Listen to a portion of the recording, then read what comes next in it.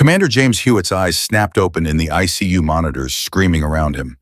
He grabbed the young resident's white coat with a grip that had once crushed a rifle stock in the Gulf. "Get me the top surgeon in this hospital. Now, I'm a United States Coast Guard commander, not some charity case. I want the best hands in this building on my chart." The resident stammered.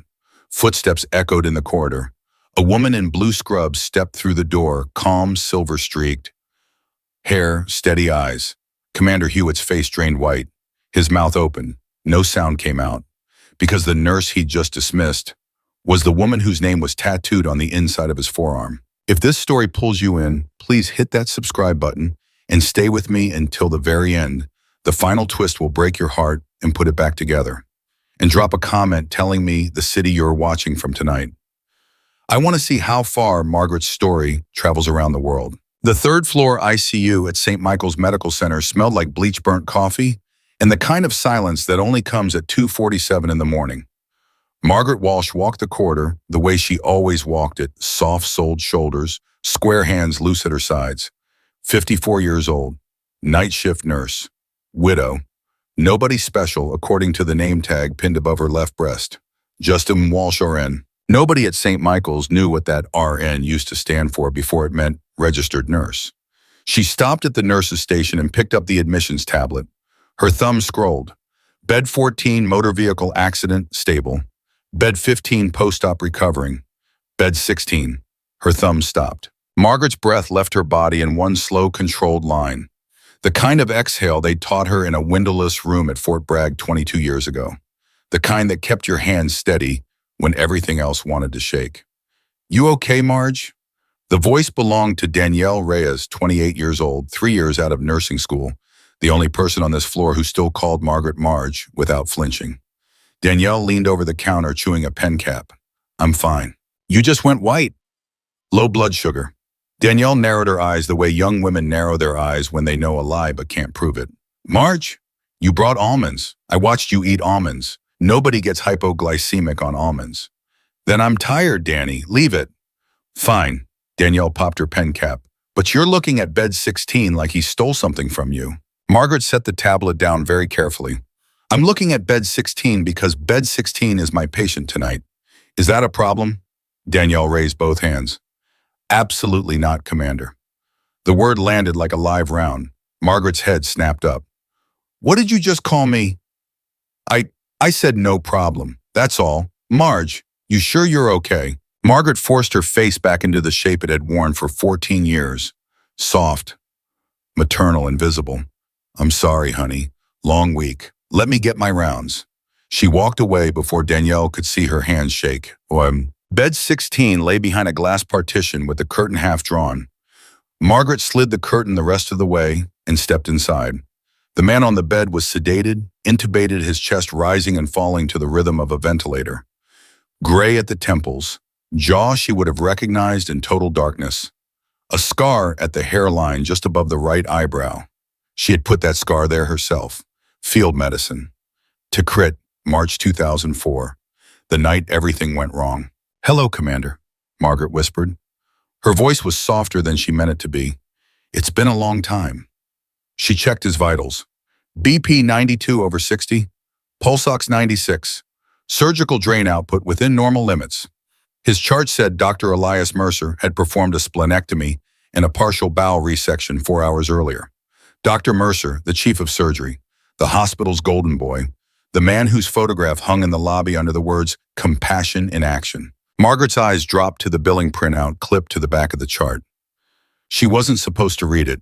Nurses didn't read billing. Billing was for administrators and insurance adjusters and the people in the glass offices on the 5th floor. But Margaret had been trained a long time ago to read everything. Every chart, every manifest, every list of names. Because the thing that killed you was never the thing you were looking at. It was the thing you forgot to check. Line 17. Intraoperative neuromonitoring, $4,800. Margaret's jaw tightened. There was no intraoperative neuromonitoring in a splenectomy. None. You didn't monitor nerves you weren't operating near. It was like charging for a helicopter ride on a trip to the grocery store. Line 22. Specialized hemostatic matrix, $6,200. She leaned closer. Line 24, intraoperative cell salvage system, $3,900. Margaret set the chart down very slowly. Commander Hewitt, she murmured, somebody is stealing from you while you sleep. The ventilator hissed its agreement. Dim. She didn't take the printout. She was too careful for that. Instead, she pulled her phone from her pocket, angled it behind the privacy curtain, and photographed each page. 3 pages, 27 line items. She didn't read them all, not yet. She just captured them. The way she used to capture enemy radio frequencies in a notebook she kept inside her boot. She was sliding the phone back into her pocket when the door opened behind her. Margaret. She turned slowly. Dr. Elias Mercer stood in the doorway. 46 years old, Italian loafers. A Rolex that cost more than her car. Hair so perfectly combed it looked painted on. Dr. Mercer, you're up late. Checking on my commander. He smiled. The smile did not reach his eyes. What are you doing in here? My job. He's my patient. He's my patient, Margaret. You're monitoring him. That's usually what nurses do at night, monitor. The smile tightened by 1 degree. I don't like your tone. I don't have a tone, doctor. I have vitals. His pulse pressure is narrowing. I'd like you to take a look at the drain output before I page the resident. Mercer's eyes flicked to the chart, then back to her. The drain output is within parameters. It was within parameters 40 minutes ago. It's changed. Then you'll chart it, Margaret, and you'll continue to monitor, and you won't page anyone unless it falls outside the parameters I've written. Are we clear? Margaret held his gaze. 22 years ago, she had held the gaze of a man with a Kalashnikov pointed at her chest and told him in his own language that if he pulled the trigger, his grandchildren would spit on his grave. Mercer was not that man. Mercer had never been that man. Crystal clear, doctor. Good. He turned to leave, then stopped. Margaret, one more thing. The billing clerk tells me someone has been pulling up cost reports on our surgical cases. Chart side. Overnight. Her pulse did not change. She had trained her pulse the way other people train bungs. Is that a problem? It's a curiosity. Nurses don't need billing data. Then perhaps the administration should restrict access. Perhaps they should. He stared at her. Good night, Margaret. Good night, doctor. The door clicked all shut. Margaret stood absolutely still for 9 seconds. Then she walked to the sink, turned on the cold water, and washed her hands until they were red. At 4:12 a.m., her phone buzzed inside her locker in the break room. A single text from a number that wasn't saved on any contact list. A number she hadn't seen in 3 years. Sheepdog. Confirm package integrity. Margaret stared at the screen. Sheepdog. Her old call sign. The one she had buried on a mountain in Afghanistan, along with 2 dog tags and a photograph of her husband. She typed back with 1 thumb. Package stable, secondary complication in progress. Not military, financial. The 3 dots appeared. Then clarify. Local actor, surgical fraud. Pattern suggests institutional. Not your mission. Stay on primary. Margaret's thumb hovered over the keyboard. She thought about Commander James Hewitt lying behind that glass partition with a tube down his throat and $6,000 worth of fake hemostatic matrix on his bill.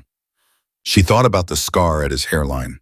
She thought about the tattoo she had not seen in 22 years, the one on his left forearm, if it was still there. 3 words in a woman's handwriting. She typed understood. She did not mean it.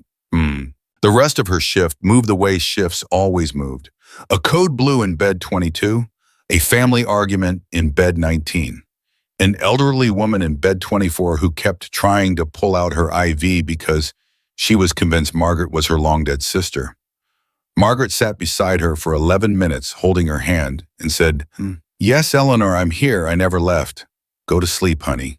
At 6:47 a.m., 13 minutes before the end of her shift, the day shift nurses began to filter in. Margaret was writing her final notes when a voice boomed down the corridor. Who charted post-operative complications on my Coast Guard commander? Margaret did not look up. Who down? Dr. Mercer said again, now 6 feet away from the nurse's station. Charted narrowing pulse pressure, possible internal bleeding, recommends surgical consult. On my patient without notifying me. Danielle Reyes froze mid-sip of her coffee. Margaret closed the chart, stood, turned. I did. The entire station went still. Mercer walked toward her. Not fast, the way men walked when they wanted you to watch them walk. You did. I did. You're a night nurse, Margaret. Yes. You are not a physician. No. You do not diagnose. I didn't diagnose, I documented. You wrote possible internal bleeding because it was possible. His voice dropped into the register men used when they were trying to humiliate you in front of an audience. Let me explain something to you, Margaret.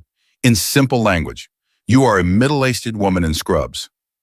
I am a board-certified surgeon with 22 years of operative experience. When I say the drain output is fine, the drain output is fine. Do you understand me, or do I need to say it slower? Margaret's shoulders did not move. Her face did not move. Something very old and very quiet woke up behind her eyes. Dr. Mercer. Yes, Margaret. I've triaged mass casualties in sandstorms with no running water and 1 unit of O-negative between 12 dying Marines. Her voice was soft, almost gentle. The entire corridor held its breath. I have assisted in surgeries under mortar fire by flashlight. I have held a man's intestines in with my bare hands for 6 hours because the medevac couldn't land. Your insecurities, sir, don't even register as background noise. The silence that followed was the kind of silence that breaks careers. Danielle Reyes's coffee cup slid very slowly out of her grip and spilled across the counter. Mercer's face went through 3 colors in 2 seconds. White, red, then a strange quiet purple. Effective immediately, he said, you are removed from ICU rotation. Gather your things, report to Human Resources at 9 o'clock. We will discuss your future at this hospital. Yes, doctor. He walked away. Margaret stood very still. Her hands were shaking. Not from fear, from adrenaline, from a thing she had not felt in 22 years and had not wanted to feel ever again. Danielle whispered, Marge, what the hell did you just do? Margaret picked up Danielle's fallen coffee cup and set it upright. I told the truth, honey. You told the truth like a Marge. Who the hell are you? Margaret did not answer. She walked down the corridor past bed 16, where Commander James Hewitt lay sleeping, unaware that the woman whose name was inked on his forearm had just set her entire life on fire to protect him. She had not saved him yet. She was only beginning. At 7:15 a.m., Margaret Walsh sat in her Honda Civic in the hospital parking lot and did not cry. Instead, she scrolled through the photographs on her phone. 27 line items, 3 pages, intraoperative neuromonitoring, hemostatic matrix, cell salvage. She enlarged one photograph. In the top right corner, in tiny gray print, was a case number, and beneath that case number, a reference code she had seen before 2 weeks ago on an entirely different patient's chart. A man named Robert Vasquez, age 71, who had come in for a hip replacement and had, according to the billing, received $4,800 worth of intraoperative neuromonitoring during a procedure that did not touch a single nerve. Margaret pulled up another photograph. From 3 weeks ago, a woman named Patricia Holmes, gallbladder removal, intraoperative neuromonitoring $4,800, and another, and another, and another. Margaret's hands slowed. This was not one inflated bill. This was not one greedy surgeon. This was a pattern, systematic, repeating. The same codes on dozens of patients, hundreds maybe, over years. She did the math in her head the way she had done it in staging areas before dawn raids. If Dr. Elias Mercer was doing this on every surgical patient he billed at this hospital for the last 7 years, he had stolen tens of millions of dollars. From veterans, from old women, from truck drivers on Medicare, from a United States Coast Guard commander who had survived a bullet only to wake up and find his government insurance looted by the man who had cut him open. Margaret closed her eyes. A very old voice spoke inside her head. It sounded like her first commanding officer, a Green Beret named Colonel Whit Parker, dead now 12 years buried at Arlington. Walsh, you see what others don't see. That's your gift and your curse. So the question is always the same. Are you going to look away, or are you going to do something about it? Margaret opened her eyes. She started the car. She did not drive home. She drove to a 24-hour diner on Route 9, ordered black coffee, and from a burner phone she had not used in 4 years, she dialed a number she had sworn she would never dial again. It rang twice. A man's voice answered, low, tired, familiar. This better be a wrong number, sheepdog. Wake up, Mitchell. Margaret took a breath. I've got a situation. Coast Guard Commander Tikrit Ghost and a surgeon who's been bleeding the Pentagon dry for 7 years. I need you to run a name. There was a long silence on the other end of the line. Then Captain James Mitchell, United States Marine Corps, retired, said the words that would change everything. Margaret, I'm already on a plane. She lowered the phone very slowly. Behind her in the window of the diner, the sun was coming up over the parking lot. A new day, a dying man in an ICU bed, a chief surgeon who thought he had just buried a middle-aged nurse, a Marine captain in the air, and a woman named Margaret Walsh who had spent 14 years pretending she was nobody. She was about to stop pretending. The diner coffee had gone cold by the time Margaret set the burner phone down on the Formica table. Her hand did not shake. It hadn't shaken in combat either, but back then she'd been 32 and full of certainty. Now she was 54 and full of something harder to name. Not fear, not exactly. Something closer to the feeling a surgeon gets when she realizes the bleed she's chasing is coming from a place she hasn't opened yet. Mitchell was on a plane. That changed the geometry of everything. She slid $2 bills under the saucer and walked out into the parking lot. The Honda started on the third try the way it always did, and she drove the 40 minutes back to her apartment on Ashwood Lane without turning on the radio. She needed the silence. She needed to think. Captain James Mitchell, USMC retired, had been her handler for the last 18 months of her military career. He was the man who had written the letter that let her disappear. The man who had set up the bank account, the nursing license, the small, sensible life. He did not get on planes for no reason. He did not get on planes, period, unless something was about to go sideways at a speed nobody could slow down. Margaret unlocked her apartment door at 8:02 a.m. and did 3 things in the order she had been trained to do them. She locked the deadbolt. She closed the blinds. She pulled a shoebox out from under her bed. Inside the shoebox was a manila envelope. Inside the envelope was a second phone, a second SIM card, a folded document stamped eyes only in faded red ink, and a photograph of a much younger Margaret Walsh in desert fatigues, standing next to a much younger James Hewitt, who was laughing at something she had just said. She looked at the photograph for a long moment, then she set it down. There was work to do. At 9 o'clock sharp, she did not report to Human Resources. She called Human Resources and told them in the same soft voice she used with dying patients that she was using a personal day. The woman on the other end of the line, a thin-lipped administrator named Brenda, informed her that personal days required 48 hours notice. Then fire me, Brenda, Margaret said pleasantly, or put it in writing. Brenda did neither. Brenda said, we'll discuss this tomorrow, Miss Walsh, and hung up. Margaret smiled a small, tired smile. She had just bought herself 24 hours. At 10:15, she made a second phone call, this one from her real phone, to the landline at St. Michael's ICU. Danielle Reyes picked up on the second ring. Bed 16, honey. Tell me. Danielle's voice dropped to a whisper. Marge, you are not supposed to be calling me about him. Tell me anyway. A long pause. Vitals are holding. Barely. Drain output is up again. Dr. Mercer came by at 8 and ordered a dopamine drip. He also pulled your note out of the chart. He what? He pulled it. The complication note. It's gone, Marge. Like you never wrote it. Margaret closed her eyes. That was not simply unethical. That was criminal. Altering a medical record was a federal offense in any hospital that took a single dollar of Medicare money, and St. Michael's took Medicare money by the truckload. Mercer was not just covering for inflated billing anymore. Mercer was bearing evidence, which meant Mercer knew she had seen something.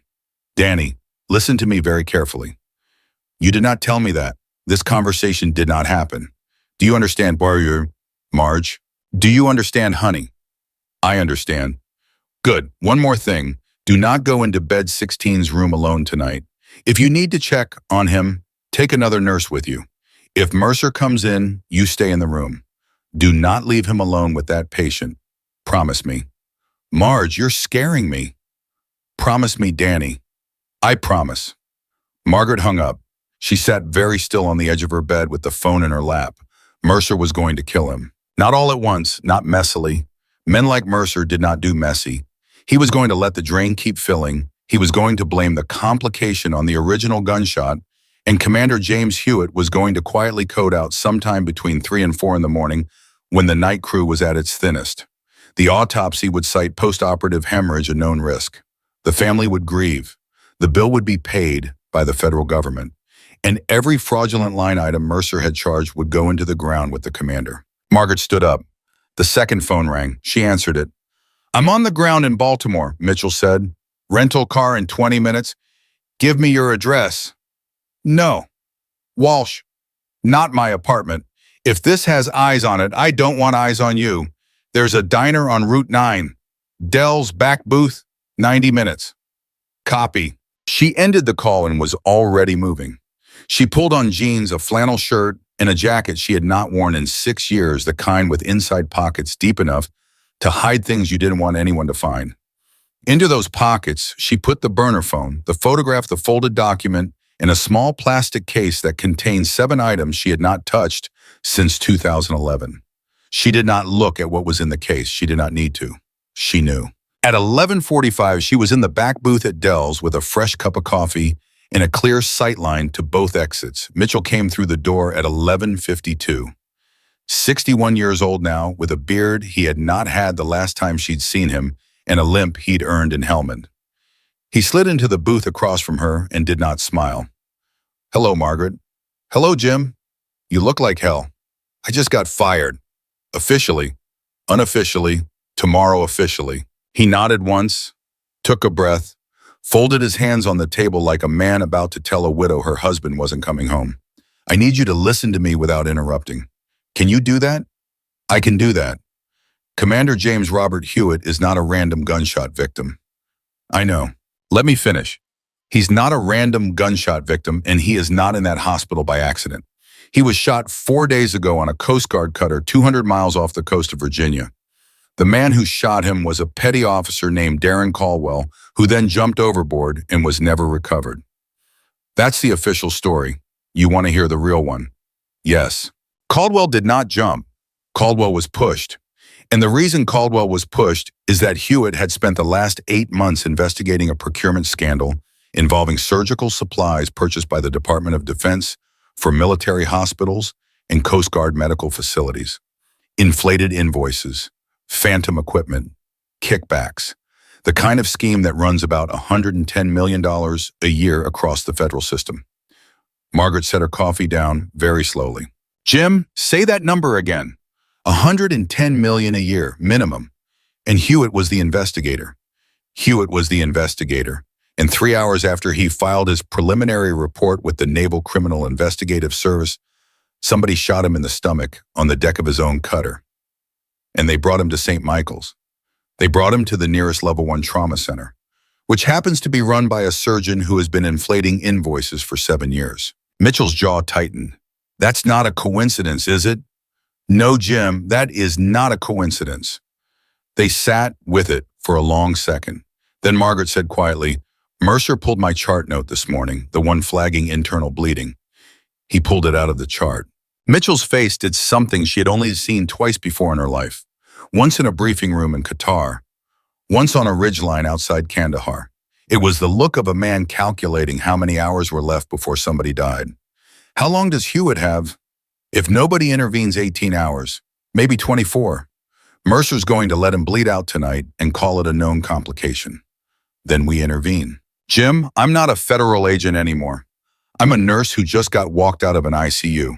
Walsh," he leaned forward, "you were never a nurse. You were a weapon the Pentagon buried in a set of scrubs because we couldn't afford to lose you and we couldn't afford to keep you. Reactivation orders came through at 10 o'clock this morning, signed by the Secretary of the Navy. You are temporarily reinstated to active duty, detached assignment, reporting directly to me, effective immediately.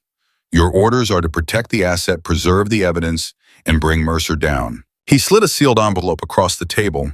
Margaret did not open it. She stared at the envelope the way a woman stares at a door she has spent 14 years promising herself she would never walk back through. "Jim, I'm 54 years old. I know how old you are. I buried Tom 8 years ago. I buried my uniform 12 years before that. I have a garden. I have a cat. I have a life, Jim." "I know you do. Then why me?" Mitchell's voice went in soft, the soft that wasn't weakness. "Because Hewitt asked for you by name." Margaret's head came up. "He what?" Before he went into surgery, before he lost consciousness, he told the trauma team on the cutter, and I have this on an audio recording, Margaret. I've heard it. He told them, quote, "If I don't make it fine, Maggie Walsh, tell her it's to Creed again. Tell her I kept the promise." End quote. Margaret did not move. She did not breathe. The diner around her went very far away, and for one long moment she was 29 years old again, in a field hospital tent outside Tikrit, with a young Navy lieutenant named James Hewitt, lying on a stretcher with a piece of shrapnel in his thigh, looking up at her and saying, "Captain, if I make it out of this, I'm going to name my first kid after you. Boy or girl, I swear on my mother." She had laughed at him. She had said, "Lieutenant, you're going to make it out, and you're going to forget my name by Tuesday." He had said, "Never. I'm putting it somewhere I can't lose it." And a week later, when he had shown her the fresh tattoo on the inside of his left forearm, 3 words in her handwriting traced from a field report she had signed, she had cried for the first time in 13 months, not in front of him, in a porta-john behind the motor pool, but she had cried. She came back to the booth. Mitchell was watching her the way a man watches a fuse. "What promise?" he asked. "Not your business, Jim." "Walsh, not your business." He raised both hands. "Copy." Margaret picked up the envelope. She did not open it. She slid it into her inside pocket next to the photograph in the plastic case. "I need 3 things," she said. "Name them." 1. A duplicate of Hewitt's billing records for the last 4 years, cross-referenced against the federal procurement scandal. "I want to know if Mercer's phantom codes match the codes in Hewitt's investigation." "You'll have it by midnight." 2. A list of every surgical death at St. Michael's in the last 7 years. "I want to see the pattern." "You'll have it by morning." 3. She paused. "I need to get back into that ICU tonight." "You're suspended." "I know I'm suspended. That's not what I asked." Mitchell stared at her, then a small, dry smile pulled at the corner of his mouth, the first one she'd seen on his face in 8 years. "There she is," he said. "Shut up, Jim." "There she is. Can you get me in or not? I can get you a visitor badge under a fake name. Sister of a patient in bed 22. 10 o'clock tonight. You'll have 45 minutes before the charge nurse does her rounds. Is that enough?" "That's enough." He pulled a key from his pocket and slid it across the table. "Room 204 at the Comfort Inn on Route 9. Go sleep." "You'll need it." Margaret took the key. She stood. Mitchell said, "Walsh?" "Yeah." "The promise he kept. The one on his arm. What does it say?" Margaret looked at him for a long moment. Then she walked out of the diner without answering. She did not go to the Comfort Inn. She drove back to her apartment, sat on her kitchen floor with her back against the cabinet, and for 9 minutes she let herself shake. All of it. The adrenaline, the grief, the rage at Mercer, the older, deeper rage at a world in which a man could survive a bullet on the deck of a Coast Guard cutter only to be murdered by a surgeon in a $2,000 suit. When the 9 minutes were over, she stood up, washed her face in the kitchen sink, and got back to work. At 3 p.m., the second phone buzzed again. A text from Mitchell. Billing records coming through secure channel. Preliminary match on codes confirmed. Mercer is in the scandal. Repeat. Mercer is in the scandal. Margaret read the message twice, then a third time. Then she sat down at her kitchen table, and for the first time since 2011, she opened the plastic case. Inside were 7 items, a set of lockpicks, a magnetic key card cloner the size of a credit card, a roll of medical tape, a preloaded syringe containing a compound that would in a healthy adult mimic the symptoms of a grand mal seizure for approximately 11 minutes and leave no trace in a standard toxicology screen, a pair of latex gloves, a folding knife, and a small white capsule with a red stripe across the middle, which she looked at for a long time before putting back in the case unopened. She did not need the capsule tonight. Tonight she needed the cloner. At 7 p.m., she ate a can of soup she did not taste. At 8, she dyed her hair 2 shades darker in the bathroom sink.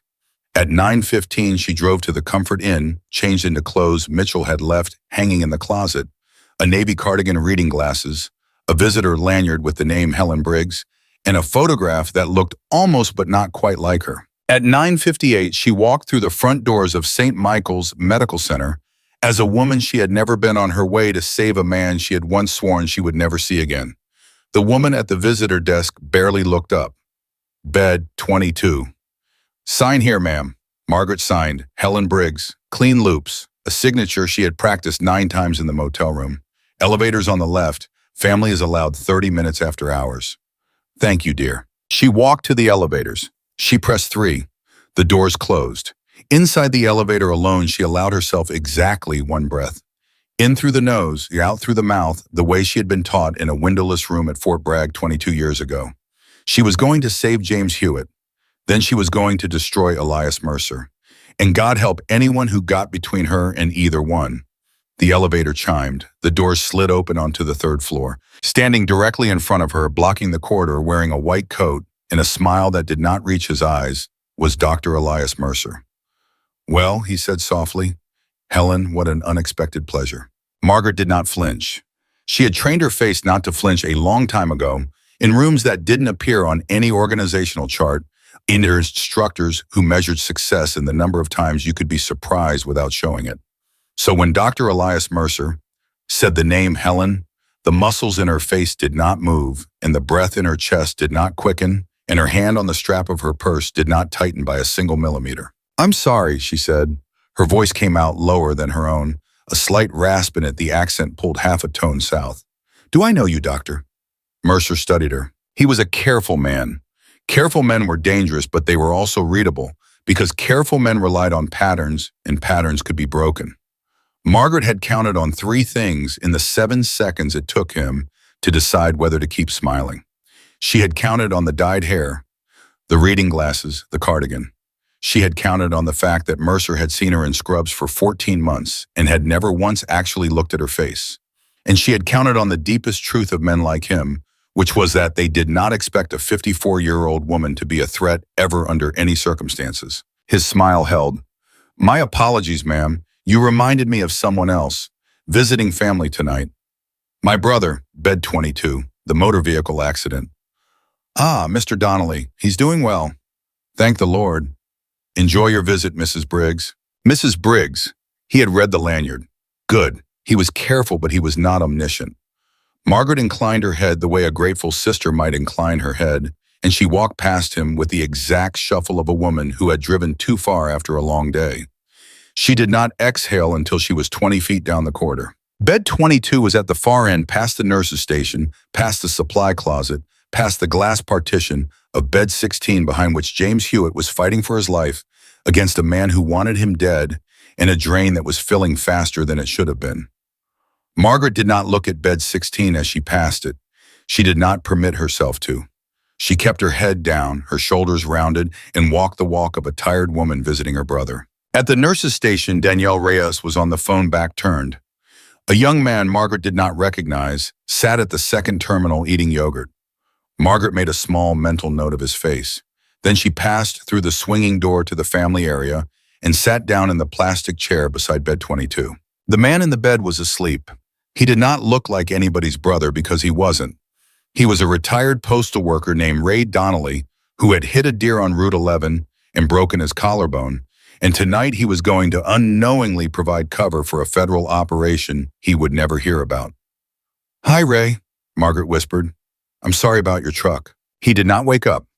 She held his hand anyway because the camera in the corner of the ceiling was watching, and because sisters held their brother's hands, and because somewhere underneath the operation and the cover and the weaponized cardigan, Margaret Walsh was still a nurse, and a nurse did not sit beside a sleeping stranger without offering him a little warmth.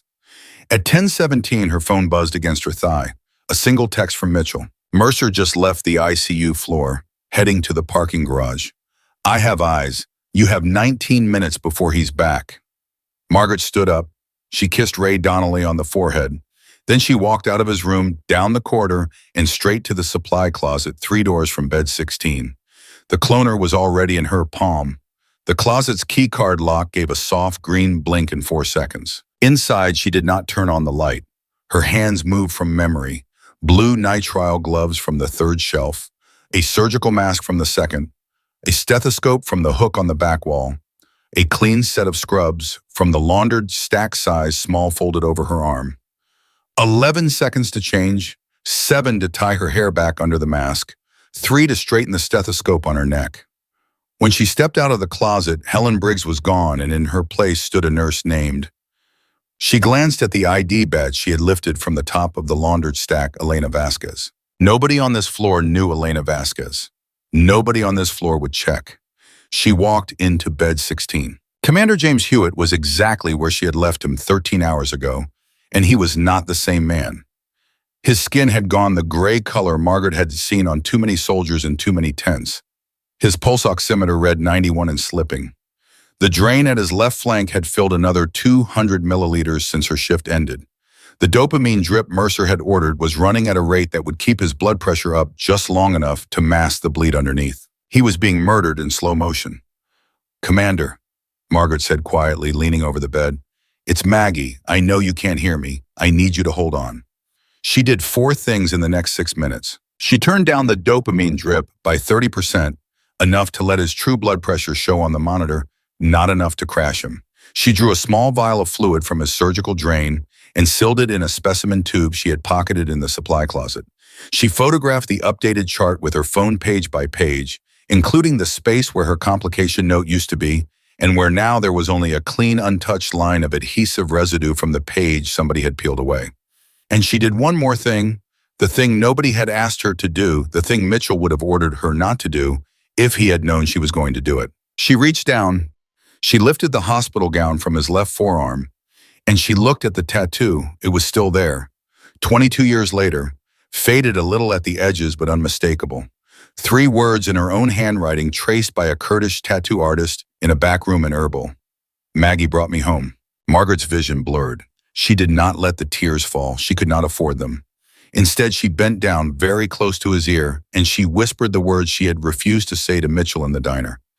"I'm here, James. I'm going to bring you home again." His eyelids fluttered. Not awake, not quite, but something. The monitor beeped. His blood pressure was climbing back into the range it had been hiding all night. Within 90 seconds, the alarm on the central station would go off, and a nurse would come running. Margaret stepped away from the bed. She adjusted the dopamine drip back up by 15%, enough to keep him alive, not enough to mask the bleed. She dropped the sealed drain sample into the hidden pocket of her scrubs. Then she walked out of bed 16, head down, stethoscope swinging, and was 20 feet away and turning into the stairwell when the pressure alarm began to chirp behind her. She heard Danielle's voice through the swinging door. "I've got it. I've got it. Oh my God." His pressure page. "Mercer Page, the resident. Somebody get the surgical team." Margaret did not stop walking. On the second floor landing, she stripped the scrubs and the stethoscope. In 40 seconds, balled them into the biohazard bin beside the linen chute and became Helen Briggs again. The cardigan, the reading glasses, the shuffle. At 10:42, she walked out the front doors of St. Michael's Medical Center, carrying 1 sealed drain sample, 1 set of photographs, and 1 very clear understanding that Commander James Hewitt was going to live through the night because she had just bought him 7 more hours. Mitchell was waiting in a rental sedan at the edge of the parking lot. She got in. She closed the door. She handed him the specimen tube. "Lab it," she said. "I want to know what's in his drain. I want to know if Mercer's been dosing him with something." Mitchell looked at the tube, then at her. "Walsh, you think he's poisoning him?" "I think a surgeon with a $50 million fraud on his hands doesn't let the one man investigating him walk out of an ICU alive. I think Mercer pulled my complication note because he doesn't want anyone looking at that drain. I think whatever's coming out of Hewitt's belly right now isn't just post-operative bleed, and I think we need to know by sunrise. You'll have it by 4 a.m. And Jim, yeah, he moved." "What do you mean he moved?" "When I talked to him, his eyelids, he heard me." Mitchell was quiet for a long moment. Then he put the car into drive. "Then we've got an asset who's coming back online, which means we've got 12 hours before Mercer realizes Hewitt is going to survive surgery and testify, which means Mercer's next move isn't going to be subtle." "No," Margaret said, "it isn't." At 4:17 in the morning, Margaret's second phone rang. She was sitting at her kitchen table with a cup of coffee and a photograph she had not put away, and she did not let the phone ring twice. "Talk to me." Mitchell's voice was tight. "Succinylcholine." "Say again." "His drain sample. Traces of succinylcholine, not enough to kill him outright, enough to keep him paralyzed under sedation, extend his recovery, mask any movement or response that might suggest he's waking up. Margaret, he's been getting microdoses since surgery. Somebody is keeping him asleep on purpose. Margaret closed her eyes. Succinylcholine, a paralytic. Used properly, it kept a patient still during intubation and broke down in the body within minutes, leaving almost no trace. Used in microdoses over 48 hours, it kept a man from opening his eyes, from squeezing a nurse's hand, from mouthing the name of the person who had shot him on the deck of a Coast Guard cutter. It bought Mercer time. It bought Mercer deniability. And when Mercer was finally ready to let the bleed finish its work, it would make the death look like natural surgical failure. She thought about her whispered words at his ear. She thought about his eyelids fluttering. Jim, he shouldn't have moved. No, wait, not on that dose. No, which means either the dose is wearing off faster than Mercer expects, or Hewitt is fighting it harder than any man has a right to fight it. Yeah, I know. Margaret sat with that for a moment. The image of him 22 years ago lying in a tent in Tikrit with a piece of shrapnel in his thigh and a grin on his face because he was too stubborn to bleed out on her watch. The image of him at her wedding to Tom 3 years later in a rented suit that didn't fit his shoulders, crying because he had not expected to cry. The image of him at Tom's funeral 8 years ago, standing in the back row in a uniform she had never seen him wear, leaving before she could thank him. 22 years of a promise she had never asked him to keep, and he had kept it anyway. Jim, yeah, I want Mercer tonight. Walsh, I want him in federal custody before his next shift. I want the billing record served. I want the succinylcholine on a warrant. I want a U.S. attorney on the phone by 6 a.m. Can you make that happen? Margaret, it's 4 a.m. Federal prosecutors don't. Jim, her voice dropped. He's going to kill him tomorrow. He has to, because Hewitt is waking up, and the moment Hewitt can speak, Mercer is done. So Mercer is going to walk into that HCU at some point in the next 24 hours, and he is going to find a reason to disconnect a line or push a dose or order a procedure that goes wrong, and my commander is going to die on that bed, unless we move now. There was a long silence. Then Mitchell said, give me 90 minutes. He gave her 74. At 5:31 a.m., Margaret's second phone buzzed with a text she would keep on that phone until the day she died. Warrant signed. FBI task force rolling. Mercer arrest at hospital 0700. You are authorized on site as consulting witness. Mitchell. Margaret set the phone down. She did not smile. She did not cry. She stood up, washed her coffee cup, and went to get dressed. At 6:48 a.m., she walked through the front doors of St. Michael's Medical Center for the third time in 24 hours, seeing in her own clothes, her own name, her own face. Brenda at the front desk looked up and opened her mouth to say something about suspended employees, and Margaret raised one hand without breaking stride. Brenda, you don't want to be part of this conversation. Brenda closed her mouth. Margaret took the elevator to 3. The doors opened. The corridor was quiet the way a corridor is quiet right before something happens.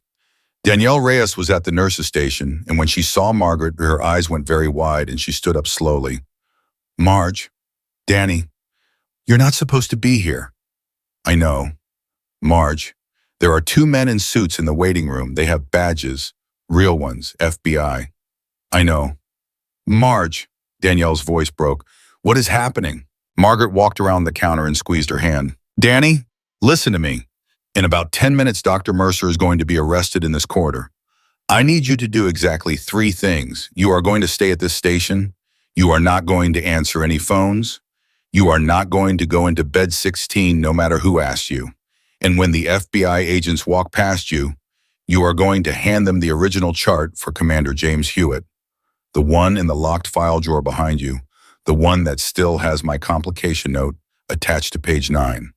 Can you do that? Danielle stared at her. Marge, who are you? I'm a nurse, honey, just like you. No, you're not. No, Margaret said quietly. I'm not. At 6:58, the elevator chimed. 2 men in gray suits and a woman in a navy blazer stepped off, flanked by a uniformed federal marshal. Mitchell came off the elevator behind them, and he nodded at Margaret once the smallest nod, and Margaret nodded back. At 6:59, Dr. Elias Mercer rounded the corner from the physician's lounge, carrying a coffee and reading something on his phone. He stopped. He saw the suits. He saw the marshal. He saw Mitchell. And then at the very end of the corridor behind them, all he saw Margaret Walsh in a blue cardigan, standing perfectly still, looking at him the way she had looked at a man through a scope in a marketplace in Mosul in the summer of 2007. The coffee cup fell out of his hand. Dr. Elias Mercer, the woman in the navy blazer, said, her voice carrying down the corridor. Federal Bureau of Investigation. You are under arrest for healthcare fraud, conspiracy to commit wire fraud, obstruction of a federal investigation, and attempted murder of a commissioned officer of the United States Coast Guard. Turn around, hands behind your back. Mercer did not turn around. He looked down the corridor at Margaret, and for the first time in 14 months, he actually saw her face. Yuba, he whispered. Me, Margaret said. Who are you? She walked toward him, slowly, 20 feet, 15, 10. She stopped when she was close enough to see the vein beating in his temple. My name is Margaret Walsh, she said. Captain, United States Army, retired, Joint Special Operations Command, Detached Service, Naval, Criminal Investigative Service. And you, doctor, picked the wrong night nurse. The marshal stepped forward. Handcuffs came out. Mercer did not resist. His hands went behind his back, the way the hands of careful men go behind their backs when they finally understand that the pattern they relied on has been broken by someone who was never part of it. As they walked him to the elevator, he turned his head one last time and looked at Margaret. The Coast Guard will bury him, Walsh. You know that. Men like Hewitt never get to tell their own stories. Margaret did not answer. The elevator doors closed on him. And from behind the glass partition of bed 16, very softly, she heard a voice she had not heard in 22 years. Hoarse, intubation scarred, barely a whisper. But it was his. Maggie. Margaret heard the word and did not move. For one long second, she did not trust her own ears. 22 years of silence, and then a single syllable through a half-open glass partition, in a voice so thin it could have been the ventilator itself settling. But she had heard it. Danielle had heard it too, because Danielle's hand went to her mouth at the same moment Margaret's feet began to move. Marge, I heard him. He said, I heard him, Danny. Margaret pushed through the swinging door of bed 16, and what she saw on the other side stopped her for exactly half a breath. Commander James Hewitt's eyes were open. Not all the way. A slit barely under lids that were still half paralyzed from 48 hours of microdosed succinylcholine and sedation he shouldn't have been under. But open, and tracking, and finding her face across 6 feet of hospital linoleum the way a compass finds north. She crossed to the bed in 4 strides. James, don't try to talk. The tube is still in. Blink once if you can hear me. He blinked. Blink twice if you know where you are. He blinked. Twice. Margaret's throat closed. She put her hand over his, the one with the IV taped down, and she felt his fingers move against her palm. Not a grip. He didn't have a grip yet. But movement. Alive, intentional, aimed. You held on, she whispered. You son of a bitch, you held on. A single tear rolled down the side of his temple into his gray hair. Margaret caught it with her thumb before it reached the pillow. Behind her, the door opened. Mitchell stood there with the FBI agent in the navy blazer whose name tag read SAC Martinez in small block letters. Walsh, he's conscious. Barely. He's going to need the tube out in the next 6 hours. And I want him off every drip Mercer ordered, and I want a tox panel, and I want a second surgeon, somebody from outside this hospital to go back in and look at the bleed. That's not your call anymore, Captain. I know it's not my call. I'm making it anyway.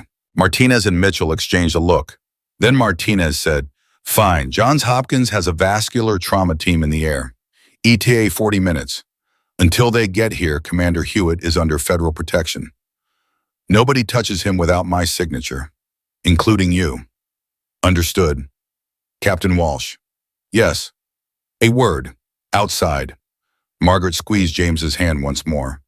I'll be back. Don't you dare close those eyes on me again. He blinked. Once. Then very slowly he blinked twice more. She understood. 2 blinks meant yes, ma'am. She followed Martinez into the corridor. Martinez did not waste time. She was 50, Hispanic, built like a woman who had run the Marine Corps marathon every year since she was 22, and she had a folder in her hand that was 3 inches thick. Captain Walsh, I'm going to tell you something and I need you to not interrupt me. Can you do that? I can. Elias Mercer is not the top of this. He's middle management. The procurement scandal Commander Hewitt was investigating runs through 6 military hospitals, 4 VA medical centers, 2 Coast Guard facilities, and a private defense contractor called Arbor Medical Solutions. Total exposure is not 110 million a year. Total exposure is closer to 400 million a year. And Arbor Medical has a silent partner who sits on the board of St. Michael's. Names redacted from the preliminary warrant. I can't tell you who it is. You can't tell me, or you won't. I can't, not yet. But I can tell you that Mercer made a phone call at 911 last night from a burner phone we recovered in his office safe this morning. The call was to a number in the 703 area code, Northern Virginia, duration 4 minutes and 11 seconds. Margaret did the math. 911 last night was the moment Mercer had realized something was wrong. About 40 minutes after she had walked out of bed 16 disguised as Elena Vasquez. About 20 minutes after bed 16's blood pressure alarm had gone off. He called his handler. He called somebody.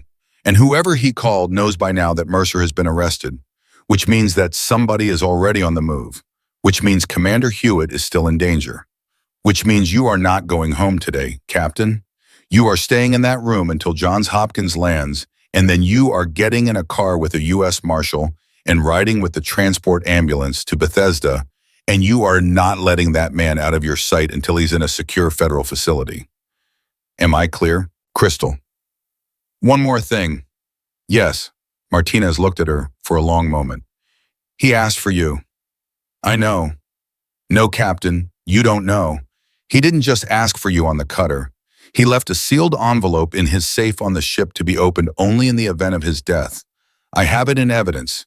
It has your name on it. Margaret's stomach tightened. What does it say? I haven't opened it. It's addressed to you. I'm not opening it unless I have to. But Captain, whatever promise you two made each other 22 years ago, he has been living inside of it ever since. And I think you ought to know that before you walk back into that room. Margaret did not answer. Her hand, almost against her will, rose to her throat and touched the small silver chain under her collar. Tom's wedding ring hung on that chain and had hung there for 8 years.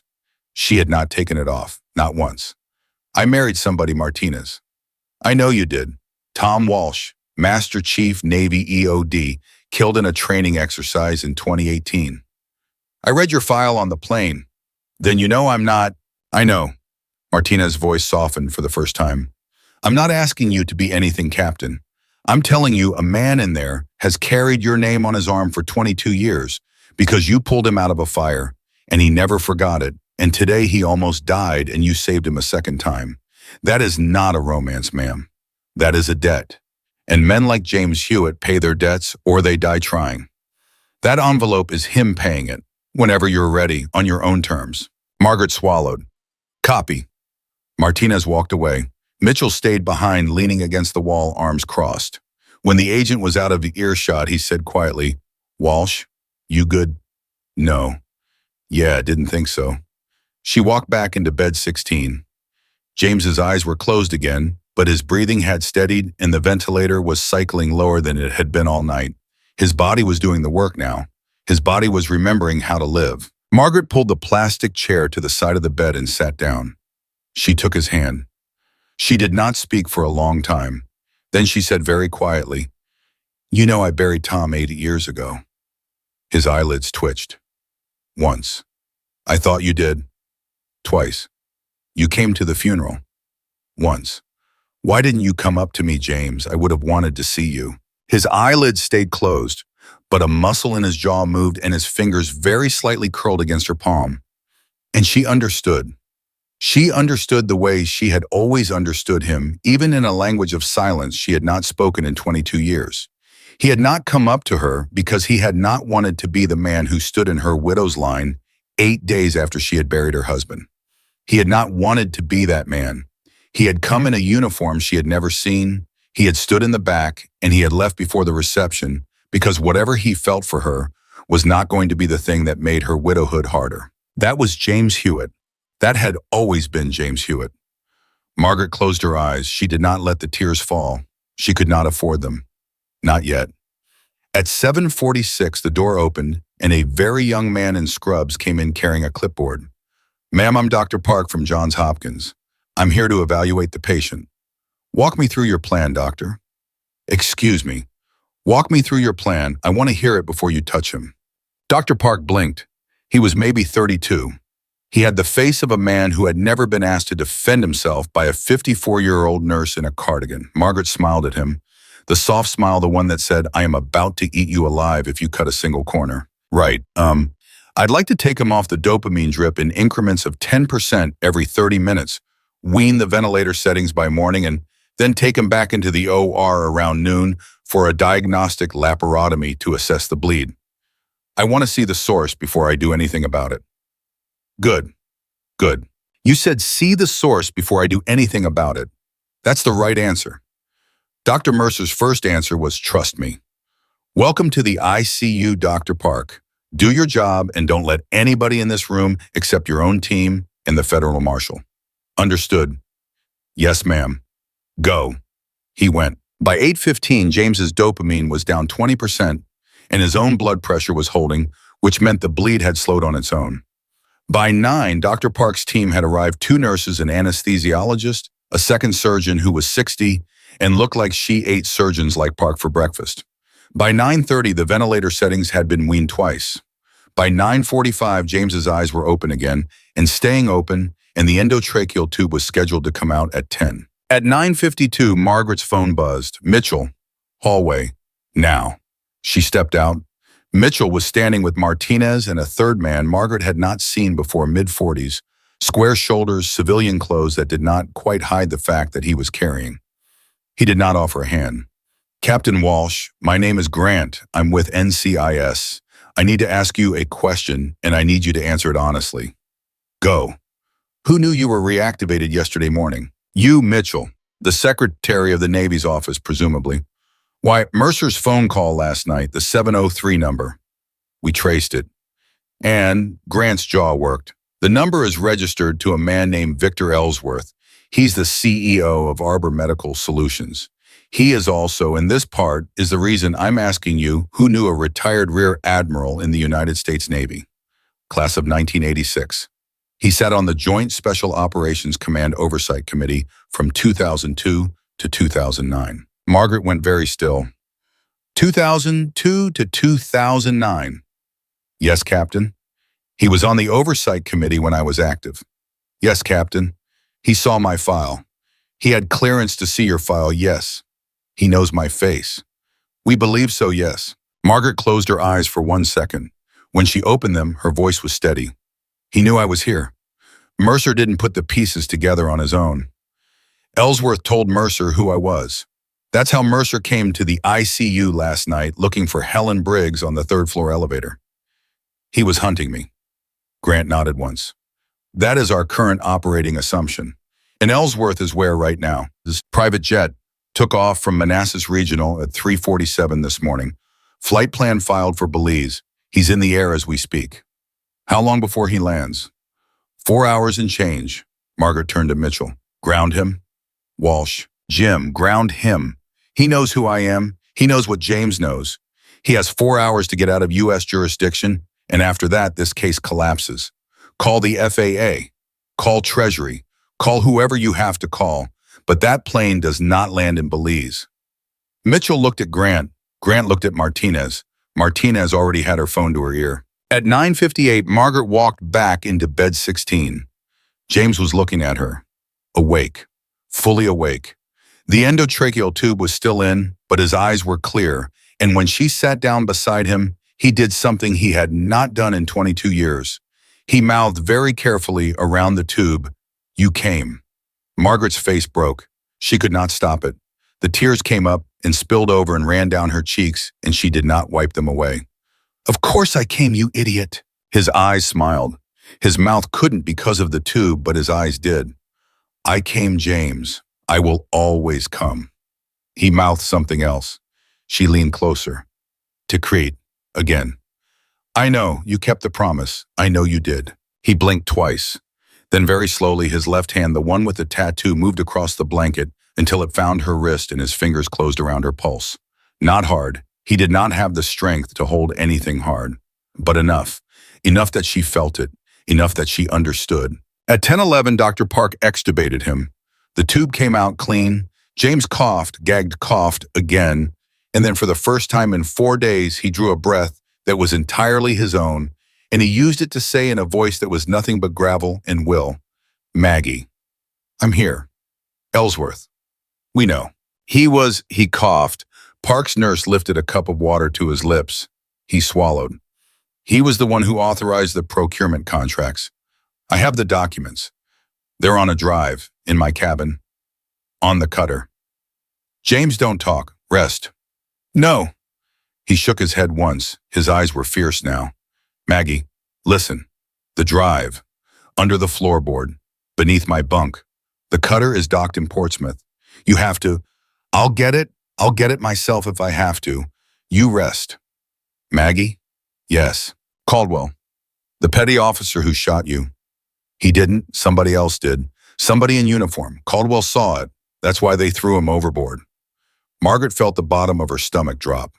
"Who shot you, James?" His eyes drifted closed. He was fading. The anesthesia and the exhaustion and the 48 hours of paralytic were all pulling him back down. He squeezed her wrist once more. He said in a voice so soft she almost missed it, "Look at the manifest. The cutter's manifest. Someone came aboard who shouldn't have." Then his hand went slack and his breathing evened out and he was asleep. Margaret sat there for a long moment holding his wrist, feeling his pulse under her fingers. Steady, alive, fighting. She stood up. She walked out of the room. Mitchell was still in the corridor. "Jim, we've got another problem. Tell me." "The shooter wasn't Caldwell. Somebody came aboard that cutter who shouldn't have been there. Hewitt saw him. Caldwell saw him. That's why Caldwell is dead. That's why Hewitt is here. And it means Ellsworth is not the top of this either." Mitchell's face, which had aged 5 years in the last 24 hours, aged another 5. "Walsh, if it's not Ellsworth and it's not Mercer, it's somebody wearing a uniform, Jim. And they walked onto a U.S. Coast Guard vessel in international waters and shot a commanding officer, and they walked off again, and somebody cleared them on and off the manifest. Which means somebody inside the service is part of this. Sweet Jesus. I need that manifest. I need it in the next hour. And I need to know who was on that boat." Mitchell pulled out his phone. He did not dial. He stopped. He looked at Margaret with an expression she had never seen on his face in 22 years of service together. It was the look of a man who had just thought of a thing he did not want to be true. "Walsh."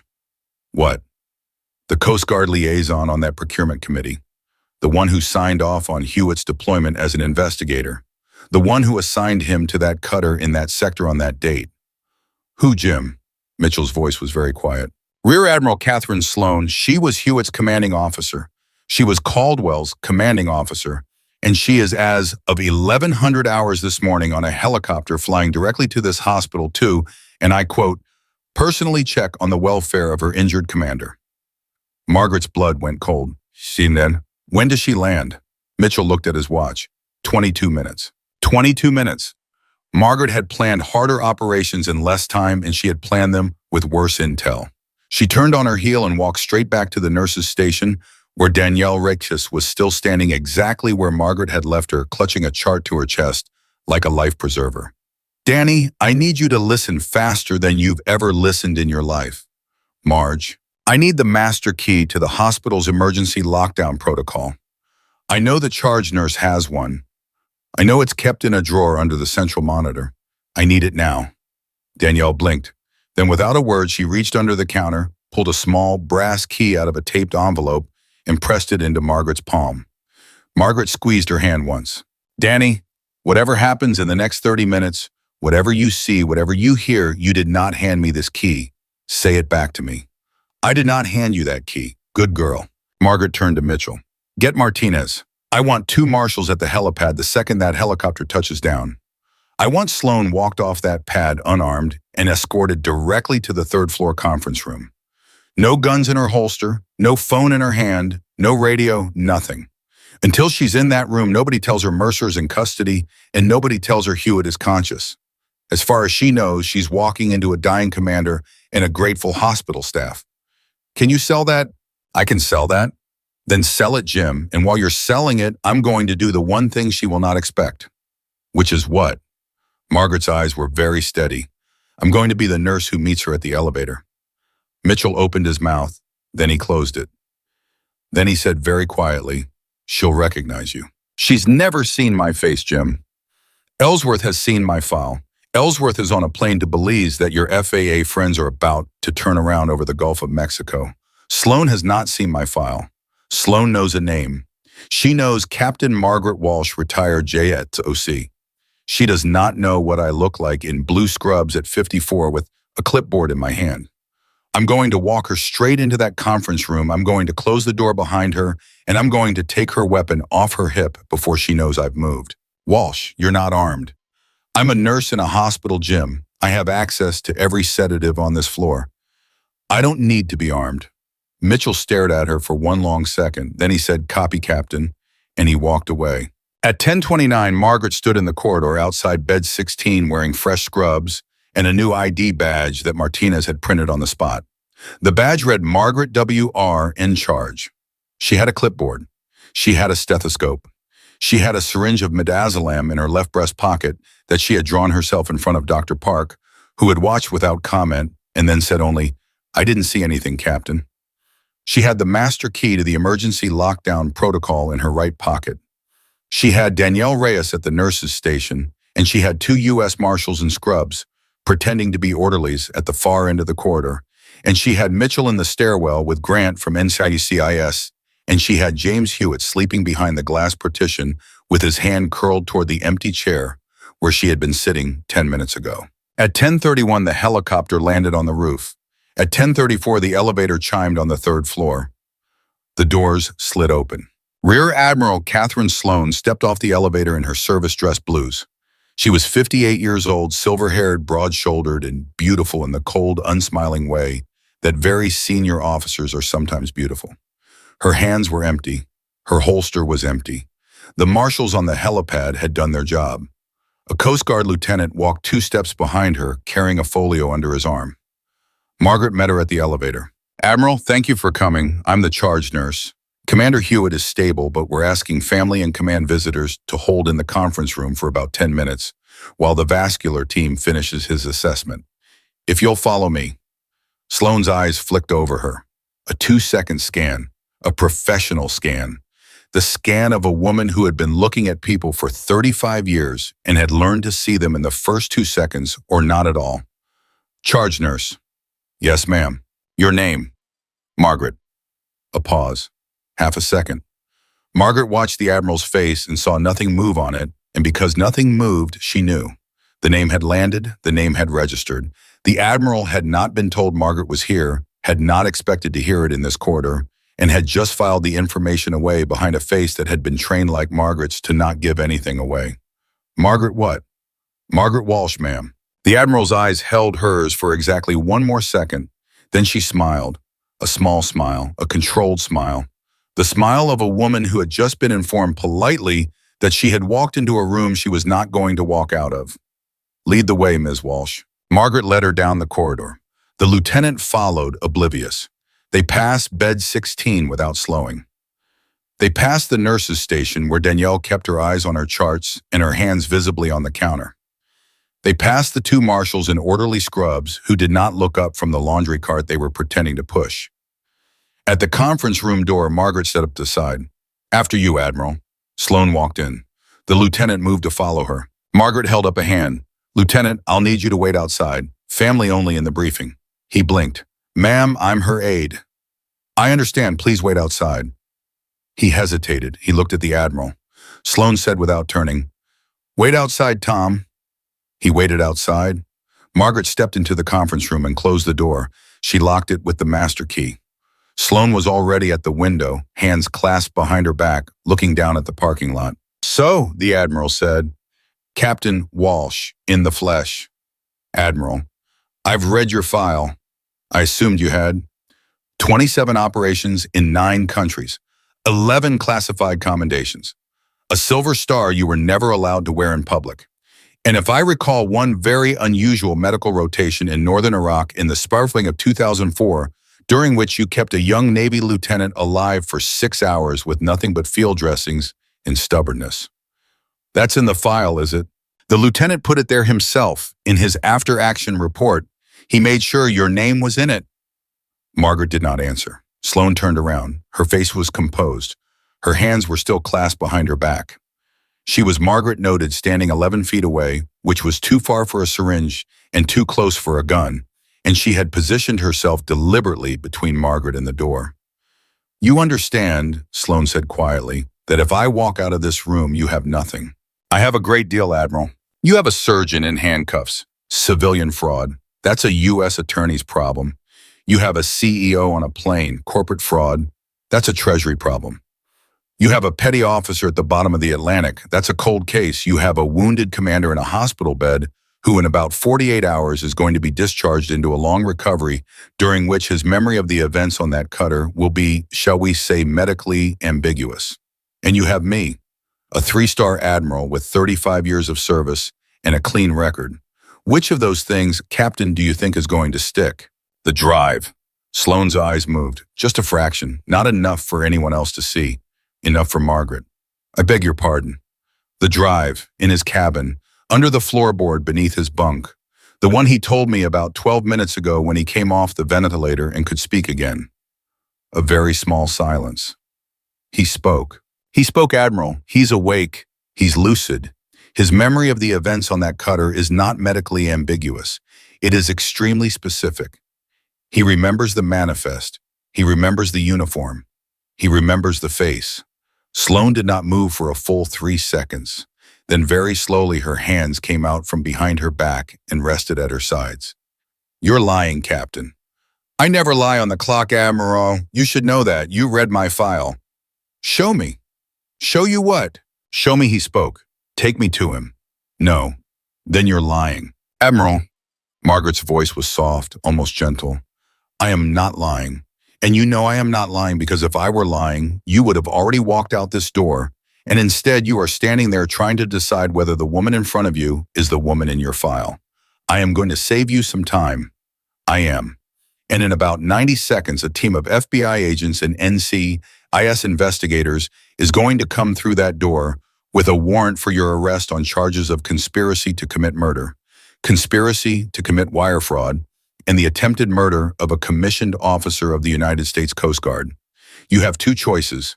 You can make this easy, or you can make it hard. And I will tell you from personal experience that the people who make it hard never get a 2nd star on their headstone. Sloane's right hand moved. It was fast. It was a practiced move. Her hand went to the small of her back under the jacket of her service dress blues and came out holding a small ceramic folding knife she had carried past the marshals on the helipad because it did not trip metal detectors and because no one had thought to pat down a rear admiral. She was halfway across the room when Margaret moved. Margaret did not go for the syringe. The syringe was for sedation. The syringe was for after.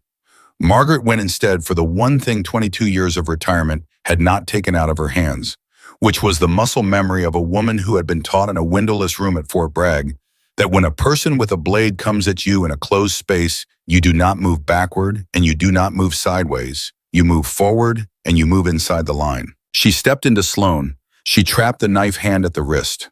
She rolled her hip under the Admiral's center of gravity, and she took her down onto the conference table so hard the coffee pitcher at the far end jumped an inch off the tray. The knife skittered across the table and fell to the floor. Margaret's knee was on Sloane's sternum. Her forearm was across Sloane's throat. Her free hand was already inside her own breast pocket, and the syringe of midazolam was in her hand, and the cap was off, and the needle was a 1/4 inch from the carotid artery. Don't. Sloane did not move.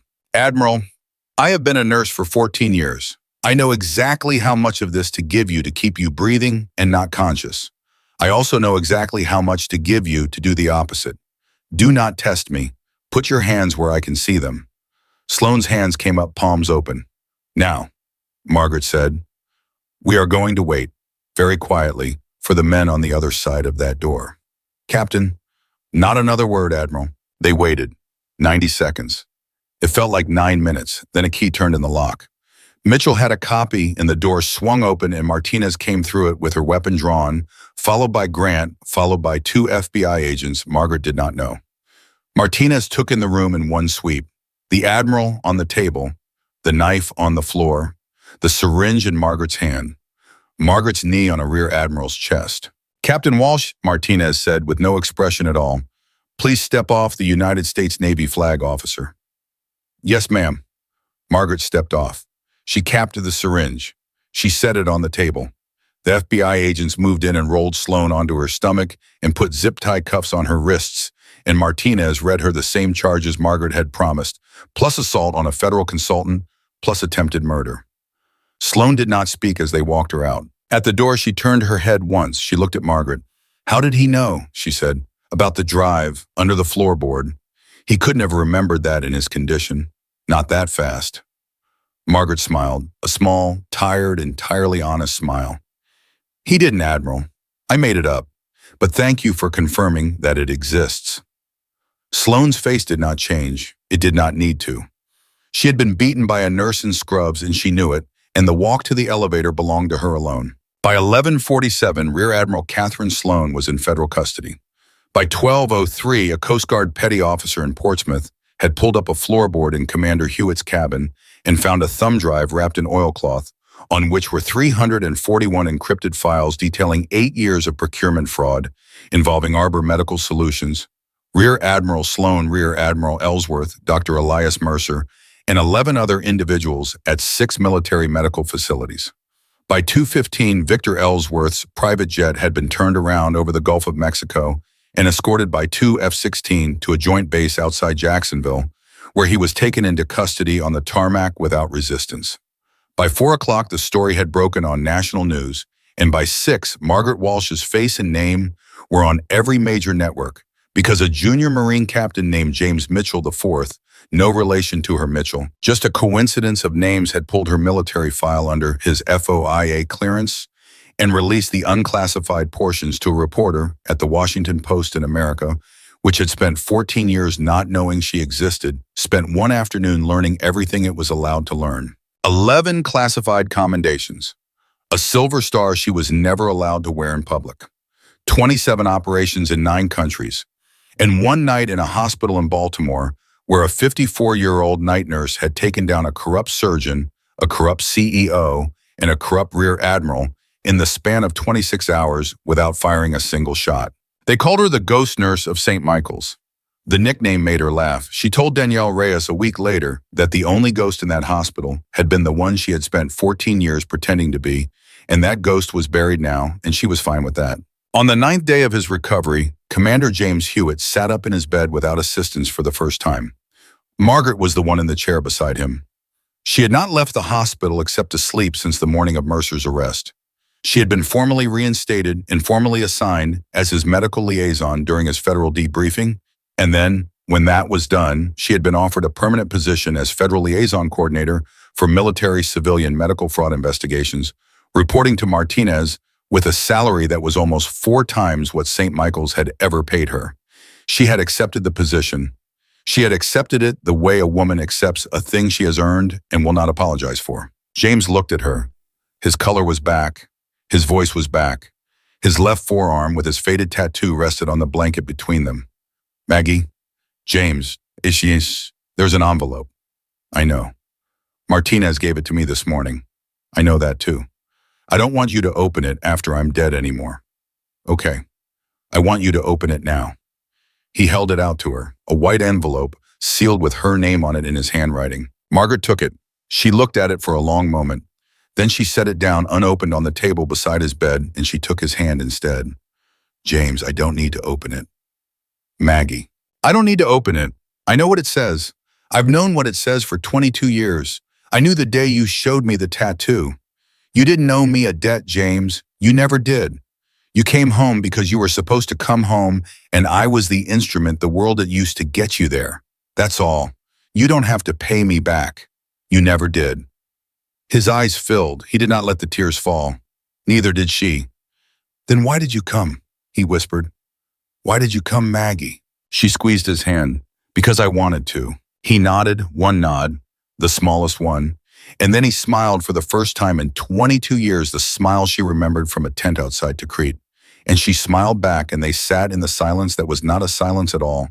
And outside the window, a new shift was starting, and somewhere in the corridor, a nurse was laughing, and somewhere in a federal holding facility, 3 thieves in uniform were contemplating the rest of their lives, and somewhere in the ground, a Navy Master Chief named Tom Walsh was. Margaret felt sure smiling too. Margaret Walsh had been a soldier and a wife, and a widow and a nurse, and a ghost. Today she was none of those things and all of them. Today she was exactly who she had always been, and she was done hiding.